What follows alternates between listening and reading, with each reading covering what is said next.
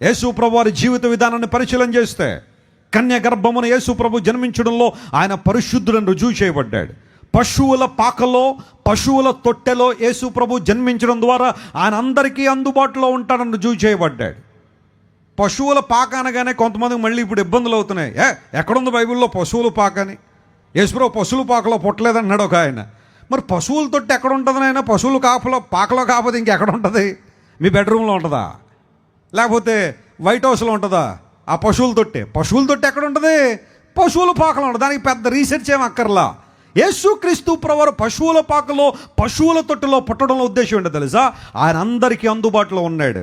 అదే యేసయ్య ఒక హేరోదు ప్యాలెస్లో పుట్టుంటే, ఆ కాలంలో హేరోదుకు 3 రకాల ప్యాలెస్లు ఉన్నాయి. చాలా అద్భుతమైన ప్యాలెస్లు కట్టించుకున్నాడు, అంతఃపురాలు. వాటిల్లో ఏదైనా ఒకటి యేసు ప్రభు కోరుకుని అక్కడ కనుక పుట్టుంటే నీలాంటి నాలాంటి సామాన్యులు యేసు ప్రభుని దర్శించుకునేవారే కాదు. మనలకు బహుశా అక్కడికి వెళ్ళే అవకాశమే వచ్చి ఉండేది కాదేమో. రాజ కుటుంబీకులు, రాయల్ ఫ్యామిలీస్, వారి ఫ్రెండ్స్ మాత్రమే యేసు ప్రభువును మొదట చూసేవారేమో. కానీ సృష్టికర్తన దేవుడు ఈ భూమి మీదకి వచ్చి పశువుల తొట్టులో, పశువుల పాకలో జన్మిస్తే ఆయన్ను మొట్టమొదటిగా దర్శించుకుంది ఎవరో తెలుసా? అతి సామాన్యులైన గొర్రెల కాపరులో. ఇందు మూలంగా బైబిల్ చెప్పాలన్న మాట ఏంటో తెలుసా?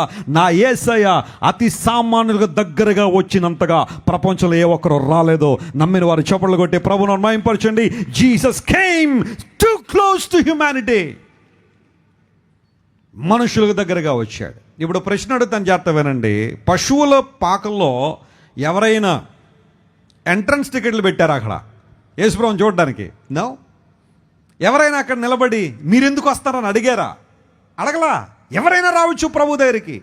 God is available to everybody and God is accessible to everyone. ఆయన అందరికీ అందుబాటులో ఉన్నవాడే. You can come close to God at any moment in your life. Don't ever think that God is too far from you. He is so close to you, my friend. ఆయనకి దగ్గరగా ఉండాలని ఆశిస్తున్నాడు. ఎంత దగ్గరగా అంటే నీ జీవితంలో ప్రతి జరిగే చిన్న చిన్న విషయాన్ని కూడా ఆయన అబ్జర్వ్ చేస్తాడు. ఎంత ప్రేమగల దేవుడు ఆయన. ఇమాన్యుల్ అనే మాటకు దేవుడు మనకు తోడని. ఇప్పటికీ ఎవరైనా బెత్లెహేమ్ కనుక వెళ్తే, యేసు ప్రభు పుట్టిన స్థలంలో ఓ పెద్ద మందిరాన్ని కట్టారు. సెయింట్ హెలెనా కాన్స్టాంటిన్ మదర్, ఆమె ఒక పెద్ద మందిరాన్ని నిర్మాణం చేసింది. దాన్ని కొన్నిసార్లు కూల్చేయాలని చాలామంది ప్రయత్నం చేసినా వారి వల్ల కాలేదు. అయితే అంత పెద్ద దేవాలయంలో యేసుక్రీస్తు ప్రభు వారు పుట్టిన ఆ ప్రాంతం అవన్నీ కూడా అక్కడ ఉంటే అక్కడ స్టార్ ఆఫ్ బెత్లెహేమ్ అని అంటారు. ఎగ్జాక్ట్ స్పాట్ అదే అని కొంతమంది బైబిల్ విశ్లేషకులు చెబుతారు. అయితే ఆ చర్చ్లోకి కనుక మనం వెళ్ళాలి అంటే దానికి ఒకే ఒక్క ద్వారం ఉంటుంది. ఆ ద్వారం కూడా ఎంత హైట్ ఉంటుందో తెలుసా? దాని యొక్క హైట్ ఎంతో తెలుసా? 3 అడుగులు మాత్రమే. ఇప్పుడు నేను ఆ చర్చ్లోకి వెళ్ళాలి అంటే నేను సుమారుగా ఒక 5 అడుగులు 8 అంగుళాలు ఉంటాను. నేను వెళ్ళాలంటే నేను ఎలా వెళ్ళాలి అంటే నా తల ఉంచి లోపలికి వెళ్ళాలి. ఎవరైనా సరే ప్రపంచంలో అమెరికన్ ప్రెసిడెంట్ కానివ్వండి, రోమన్ క్యాథలిక్ చర్చ్ యొక్క అధినేత పోపు గారు కానివ్వండి, లేదా మరొకళ్ళు కానీ ఎవరైనా బెత్లెహేమ్కి వెళ్ళి యేసు ప్రభువును చూద్దామని కనుక ఆ పుట్టుక స్థలాన్ని చూద్దాం అనుకుంటే తల దించుకుని లోపలికి వెళ్ళాలి. దాని అర్థం ఏంటో తెలుసా? ఎవరైతే దీనత్వం కలిగి ఉంటారో వారు దేవుని దర్శనాన్ని చేసుకుంటారు. గట్టిగా చప్పట్లు కొట్టి దేవుని మహిమపరచును. హల్లెలూయా. Humble people can see God. దేవుని చూస్తారు. మా ధన్యాన్ని తీసుకెళ్ళిన అప్పుడే 3 సంవత్సరాలు ఎంతో ఉంది ఆమెకి, ఈ మాత్రం హైట్లో ఉంది. మా ధన్య మాతో పాటు వచ్చింది. నేను బ్లెస్సీ గారు తల ఉంచుకుని లోపలికి వెళ్ళాం, కానీ మా ధన్య చాలా అద్భుతంగా నడిచి వచ్చేసింది లోపలికి. ఇలాంటి వారిదే దేవుని రాజ్యం ఎందుకన్నాడో తెలుసా? చిన్న పిల్లల లాంటి స్వభావం కలిగిన ప్రతి ఒక్కడు దేవుని దర్శనం చేసుకోగలడు. హల్లెలూయా. You can come to God at any time. God came so close to you, my friend. You can feel His presence. You can feel His friendship. ఆయన సహవాసాన్ని అనుభవించవచ్చు, ఆయన స్నేహాన్ని అనుభవించవచ్చు. వాస్తవానికి సృష్టికర్తన దేవునికి మనతో స్నేహం చేసేంత అవసరం ఏముంది ఆయనకి? కానీ ఆయన వచ్చేమన్నాడో తెలుసా? మీరికపై నా దాసులు కాదు, నేను మీకు స్నేహితుడిగా ఉండాలని ఆశపడుతున్నాను. ఒక స్నేహితుడి దగ్గర దాపరికలు ఉండనట్టుగానే you can come close to me and embrace me. నన్ను మీరు హత్తుకోవచ్చు. ఒక స్నేహితుడితో ఉన్నట్టుగా మీరు నాతో ఉండొచ్చు. దేవుడు ఎంత దగ్గరగా మనం లాక్కున్నాడు. కొన్ని మతాల్లో దేవుణ్ణి దేవునిగానే చూడాలి తప్ప ఆ దేవుణ్ణి తండ్రిగా కానీ స్నేహితుడిగా కానీ చూసే సాహసం చేయలేరు. బిల్కి షేక్ కనబడే ఒక ఆమె ఒక పుస్తకం రాసింది, నేను దేవుణ్ణి తండ్రి అని పిలవడానికి సాహసించానంటది. ఎందుకు సాహసించామంటే ఆమె ఉన్న విధానాల్లో దేవుణ్ణి తండ్రిని పిలవకూడదు. God is magnificent one. God is wonderful and is the creator God. How dare you to call God as your father?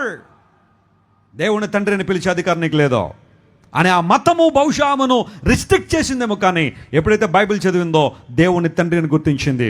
ఆయన పరలోకపు తండ్రి అని, ఆయన మహిమా స్వరూపుడు తండ్రి అని, ఆయన నీతి స్వరూపుడైన తండ్రి అని, ఆయన పరిశుద్ధుడైన తండ్రి అని, ఆయన మహిమగల తండ్రి అని ఎప్పుడైతే గుర్తించిందో బిల్కి షేక్ అంటది, నేను దేవుణ్ణి తండ్రి అని పిలవడానికి సాహసించాను.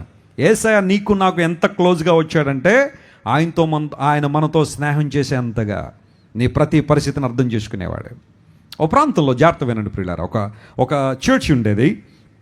చాలామంది ఆ చర్చ్కి వచ్చి దేవునికి ప్రార్థన చేసుకుంటూ ఉండేవారు. ఆరాధన జరుగుతుండేది. కొంతమంది వైట్ కాలర్ పీపుల్, అంటే ఎక్కువగా డబ్బున్న వాళ్ళు ఆ మందిరానికి వస్తుండడు.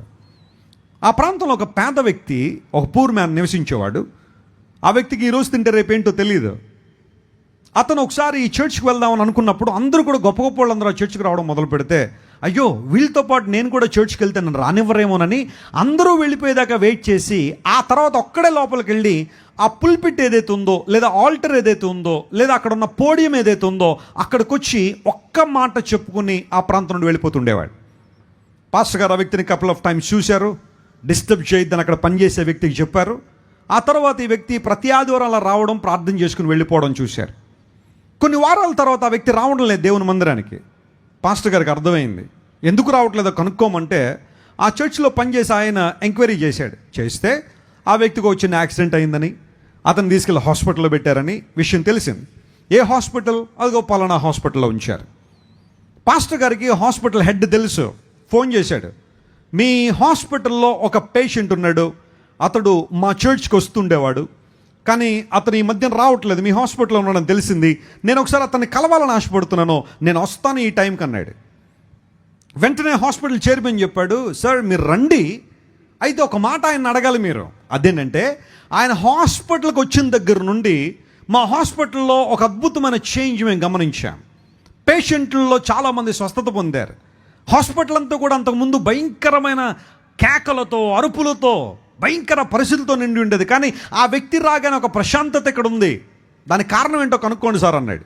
సరే నేను కనుక్కుంటానులే అని చెప్పి పాస్టర్ గారు ఫోన్ పెట్టేసిన తర్వాత హాస్పిటల్కి వచ్చారు. మెల్లగా వెతుక్కుంటూ ఆ రూమ్కి వచ్చిన తర్వాత ఆ వ్యక్తి బెడ్ మీద పరుండుబడి ఉన్నాడు. పాస్టర్ గారి దగ్గర కూర్చుని, బాబు ఎలా ఉన్నావు, అంత క్షేమమేనా, తగ్గుతుందా, నీ ఆరోగ్యం కుదుట పడుతుందా అన్ని ప్రశ్నలు అడిగిన తర్వాత చివరిగా ఒక ప్రశ్న అడిగాడు, నువ్వు వచ్చిన తర్వాత ఇక్కడ చాలా చేంజ్ వచ్చిందట, చాలామంది స్వస్థత పొందారట, ప్రశాంతమైన వాతావరణం ఇక్కడ ఉందట, నీకేమైనా కారణం తెలుసా అని అడిగాడు. అప్పుడు ఆ వ్యక్తి చెప్పిన మాట ఏంటో తెలుసా, సార్ ఒక్కడు మాత్రం నాకు తెలుసండి. ఏంటది?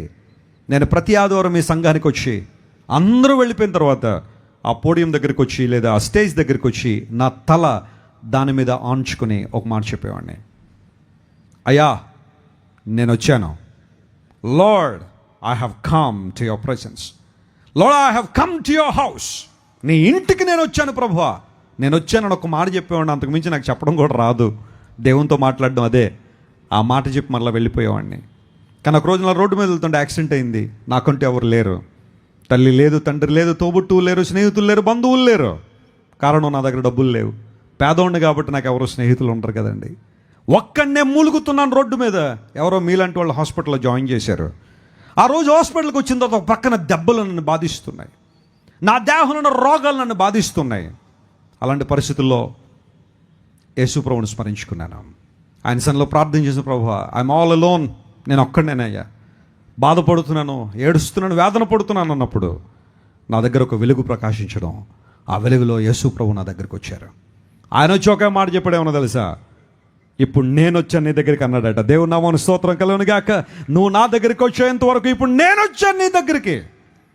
Don't think that your an orphan, నువ్వు అనాథమని ఇప్పుడు అనుకోవద్దు. ఐఎమ్ దేర్ విత్ యూ, నేను నీతో ఉన్నాను అనే మాట చెప్పగానే ప్రతిరోజు అదేంటో ఉదయం సాయంకాలాన్ని వస్తున్నాడు నా దగ్గరికి, నాతో కూర్చున్నాడు ఆయన. ఆయన ప్రజెన్స్ నేను ఫీల్ అవుతున్నాను. బహుశా నేను రావడం ద్వారా కాదు ఇక్కడ మార్పు, యేసు ప్రభు రావడం ద్వారా ఈ హాస్పిటల్లో మార్పు వచ్చింది. దేవుని నామమున స్తోత్రం కలుగును గాక. ఈరోజు అదే పరిస్థితుల్లోనే ఉన్నావా? నీ దగ్గర డబ్బు ఉన్నంతకాలం అందరూ వచ్చి, అందం ఉన్నంతకాలం అందరూ నీ వెంటబడి, ఆరోగ్యం ఉన్నంతకాలం నీ అంత వారు లేరు అని నీ చుట్టూ తిరిగిన వారు, ఈరోజు నువ్వు డబ్బు కోల్పోయిన తర్వాత, అందాన్ని కోల్పోయిన తర్వాత, ఆరోగ్యాన్ని కోల్పోయిన తర్వాత, అన్ని వనరులు కోల్పోయిన తర్వాత నడి రోడ్డు మీదకి ఈడ్చిపడేశారేమో నిన్నెవరు కాపాడుతారో, ఎవరు రక్షిస్తారో, ఎవరు ఆదరిస్తారో, ఎవరు ధైర్యపరుస్తారో, ఎవరు తన సమాధానంతో నింపుతారని నిన్ను చూసిన వారందరూ నిన్ను హేళన చేస్తున్నారేమో. నమో ప్రియ దేవుని బిడ్డ, విరిగి నలిగిన వారికి దేవుడు ఆసన్నుడు అని బైబిల్లో రాయబడేదిగా, he comes close to you when you are in a distress, when you are in disappointments. ఎక్కడైతే నిరాశ ఉందో, ఎక్కడైతే నైరాశ్యం ఉందో, ఎక్కడైతే చీకటి ఉందో, ఎక్కడైతే వేదన ఉందో, ఆ ప్రాంతంలో నా దేవుడు ఉంటాడని చెప్పడం నేను చాలా గర్వపడుతున్నాను. నమ్మిన వారు గట్టిగా చప్పట్లు కొట్టి దేవుని మహిమపరచండి. హల్లెలూయా. God embraces you in your distressness. That much close he has come. అంత దగ్గరగా యేసు నీ దగ్గరికి వచ్చాడు.